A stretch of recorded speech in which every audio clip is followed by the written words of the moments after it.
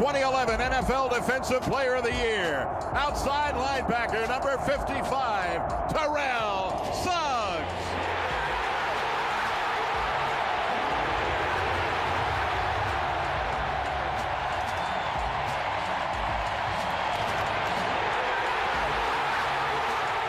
They look at me and say, him, that's the bad guy.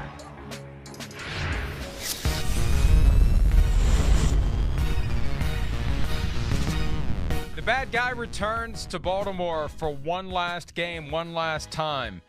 The Ravens and their fans surely hope to make the experience for Ben Roethlisberger in Baltimore on Sunday the exact opposite of what he witnessed and thoroughly enjoyed on Monday night. And to complicate matters, they are going to honor Terrell Suggs in Baltimore on the day that the Ravens will try to add to Ben Roethlisberger's all-time high 553 sacks absorbed, the most in NFL history since the sack became an official stat back in 1982. I'm old enough to remember when that was like a new thing. Oh, they're making the sack a stat now. Right. Oh, that's a new thing. Right. Chris was even alive then.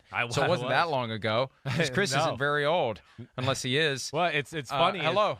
Hey, hello. How are you? It's a stressful morning here, like up in the tri-state area. Like, a sheet of ice on the road, sleet this morning. It was one of those rides where I know I texted you about 6:40. Like, I don't know if I'm going to make it to the show on time. So I'm just glad I got here. I literally just made it by the skin of my nails. I got here in time. Yes, the skin of your nails, the hair of your teeth, the whatever other Simsism you want to add to the 2022 list. And I'm glad you made it. First of all, I'm glad you made it because I know that that's a serious condition to be in. I've been stuck in that before as a driver. I was telling you before the show, back when I used to deliver newspapers some 44 years ago, I got caught in that one morning, 12, 13-year-old kid, and all of a sudden it's cold out and it rains and it's ice everywhere, and I was crawling on my hands and knees across the main drag in the town I grew up in. That's how bad it was. Yeah. So there's nothing you can do. There's nothing you can do. There's nothing you can do.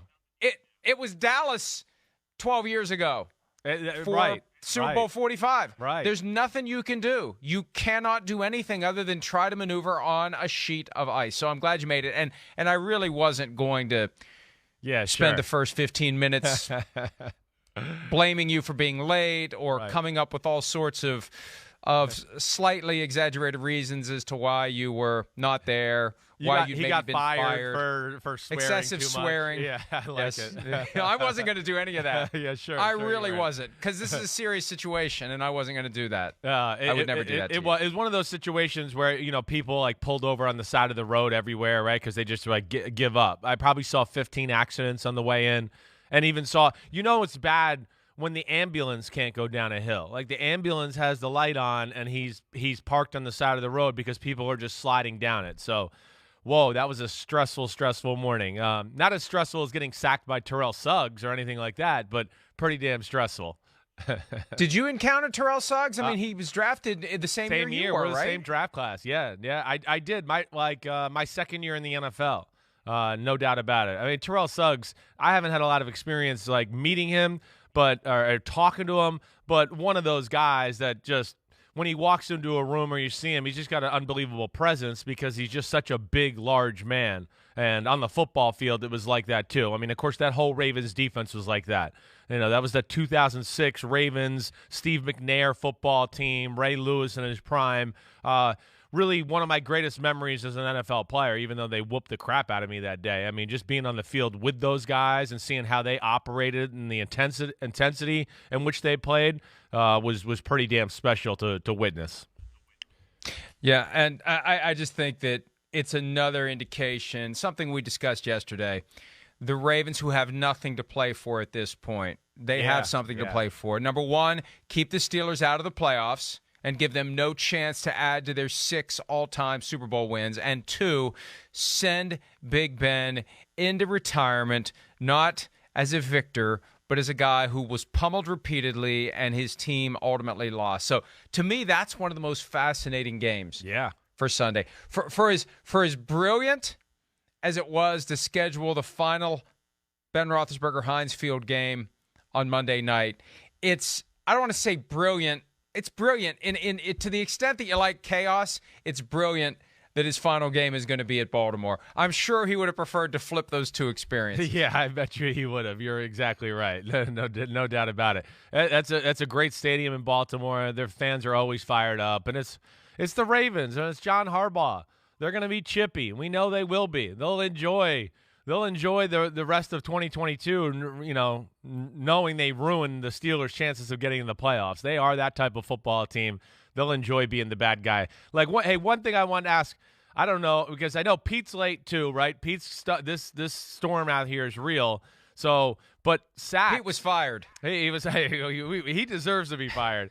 But what about? I'm interested to know who are the next people down the list, like as far as all-time quarterbacks that got sacked. Because I know when my dad retired in 1993, he was the all-time leader as far as quarterbacks who were sacked, and I don't remember it being anything near a 500 number as far as the number of times he was sacked. I want to say it was 300, and I wanted to look at the where it falls now as far as the quarterbacks and how many times they've been, and who did Ben Roethlisberger, who did he take the lead from this last time to become the all-time? I've got the list. Good, cool. I've got the list. We don't need Pete. The hell with Pete. Let's go ahead and fire Pete. See you, Pete. Just stay home. Just turn around on the ice and turn around again and turn around again and then go home. Ben Roethlisberger with 553 is number one. Second on the list. And the key here is longevity. Right. The longer you play, the more you're going to get sacked. Number two on the list, who will inevitably be number one, Tom Brady with 542. Yeah. Okay. Yes. Right. All right. Brett Favre has 525. Yep. John Elway with 516. Aaron Rodgers with 495. And Dave Craig with 494. Dave Craig. Remember Dave Craig's claim to fame was getting sacked 7 times by Derek Thomas, and also he had small hands. Right. So he had a lot of fumbles. He and Dante Culpepper of the small hands and a lot of fumbles. Yeah, no doubt. Dave Craig, even on that day with Derek Thomas, the 7 sacks, right? Derek Thomas had him for the 8th sack to win the game, and he escaped and threw the ball down into the end zone, and the Seahawks caught it to win that game. I can still remember that day. Do you see my dad's name on the list? Because like I said, when he retired, how far down is he? Is he right below Dave Craig? He is number 8 behind Randall Cunningham, who is just behind Craig. Phil has 477. Gotcha. That puts him at number 8 on the all-time sack list. But when he was sacked, as we've discussed in the past, he was sacked not on grass. He was sacked on cement. Yeah. With a very thin layer of padding. Right. And outdoor carpeting on top of it. No doubt about it. And no rules of body of weight or anything like that either. No doubt. That's it. Yeah. Brett Favre, John Elway, Dave Craig, Randall Cunningham, Phil Simms. They had a little different experience, you're right, maybe compared to some of the modern-day quarterbacks when it came to getting sacked.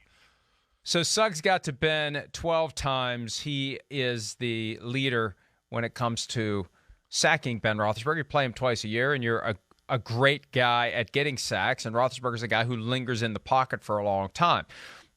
Now, look, ideally, you get rid of the ball to avoid the sack, but sometimes you just have to eat it. Sometimes you just have to hit the deck, and longevity is going to be the key there. The longer you play, the more you're going to get sacked. It is inevitable to a certain extent. And I was thinking about what we were discussing earlier with Ben getting his proper farewell from Pittsburgh on Monday night, but now he's going to get a very different send-off from Baltimore. If it had been flipped, he probably would have kept his cards close to the vest until after the Baltimore game, so they wouldn't have known. We wouldn't have had the send-off by the Ravens because they wouldn't have known. It wouldn't have been until after that game where he made it abundantly clear, like he did last week, that it's coming to an end, and he maybe could have avoided what's coming for him on Sunday. But the Ravens hate the Steelers, and that's great. We like those rivalries. The Steelers hate the Ravens, and the Ravens hate the Steelers, all the way back in Week 4. That whole brouhaha about the Ravens running the ball when they should have taken a knee in order to extend the streak of games with 100 rushing yards. The whole reason they cared about extending it is because it allowed them to match the Steelers. If it was anyone else, I don't think they would have cared. But that's the animosity that lingers between these two teams, and that's why even when one of the teams is not a playoff team and the other one is hanging on by a thread, it's a compelling game. Yeah. Because they hate each other. They could meet in the preseason, and it would be a compelling game because they hate each other. This is all the Ravens have right now. This is the last act of their season. I'm telling you, that's a game, and by the time we got to kickoff for the Sunday night game, we would know whether or not the Steelers had a chance, and there's a good chance they won't have a chance by then because if the Colts beat the Jaguars, it's done. It's over, kaput. But that's a game that would have been a compelling alternative to Chargers-Raiders, just to see Ben Roethlisberger's last game in prime time against the Ravens in Baltimore. If you like the old blood and guts rivalries, man, that's the one that just screams off the schedule for Sunday. Yeah, agreed. I guess that's the rivalry that screams off, in modern day football, like an old school style of football still, where it's like when you watch Ravens, Steelers, whenever it was through the 2000s to now. I mean, it just was hard-hitting, physical, kind of brought you back to like you felt like you were watching 80s football a little bit, once again. It wasn't necessarily about throwing for 350 yards and putting up big passing numbers. It was about who was going to win the physical intimidation battle and what defense was going to make a crazy play to help the team win the football game, which is, of course, different than a lot of ways, certain rivalries go now in the NFL. So it was cool. And, man, so many great memories, so many great playoff matchups throughout Ben Roethlisberger's career against the Ravens. It is cool to see him go out on this note, even though it's not going to be an easy road there. Hi, I'm Mike Tirico, and thanks for watching. Make sure to hit subscribe for the latest news and highlights from NBC Sports.